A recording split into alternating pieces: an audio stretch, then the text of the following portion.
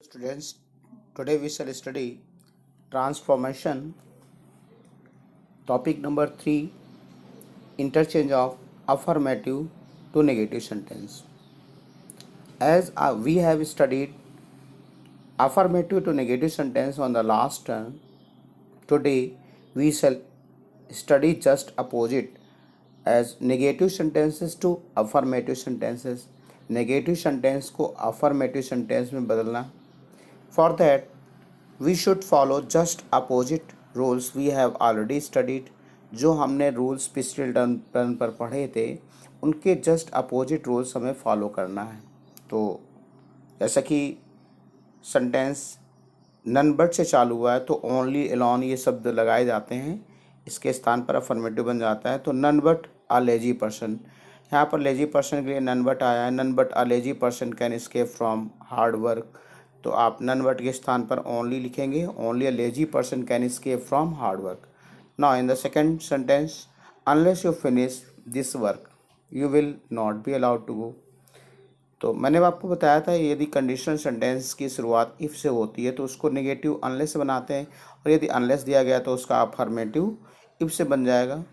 Unless एक negative word होता है और जिसका अर्थ होता है जब तक नहीं. तो आपने सेंटेंस अफर्मेटिव बनाया, if you finish this work you will be allowed to go. यहाँ पर इसका अर्थ था जब तक तुम अपने यह कार्य नहीं समाप्त करोगे आपको जाने की अनुमति नहीं दी जाएगी.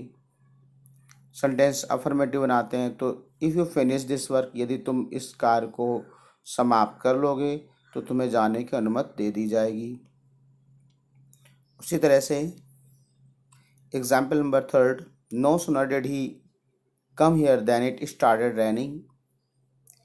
तो इसका अफर्मेटिव बनता है as soon as he came here it started raining. जो ही वह यहाँ आया बारिश होने लगी. आपको मैंने सेमी इन्वर्सन रूल बताया था, अगर एज सुन एज दिया जाता है तो उसको नेगेटिव एडवर्ब नो सुनर से सेंटेंस नेगेटिव बनाते थे. जब नो सुनर से दिया गया सेंटेंस तो हमें एज सुन एज से बनाना है.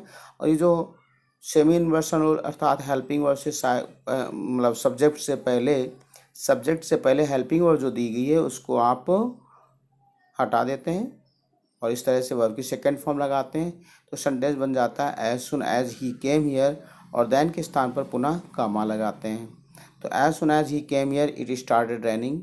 Now in example number fourth, there are not more than 10 birds on the tree.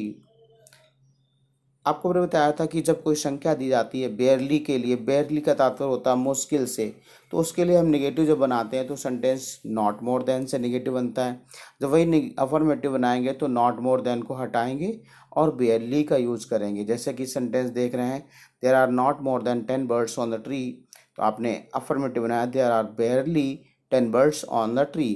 Now in example number fifth, you see aeroplanes do not fly faster than rockets.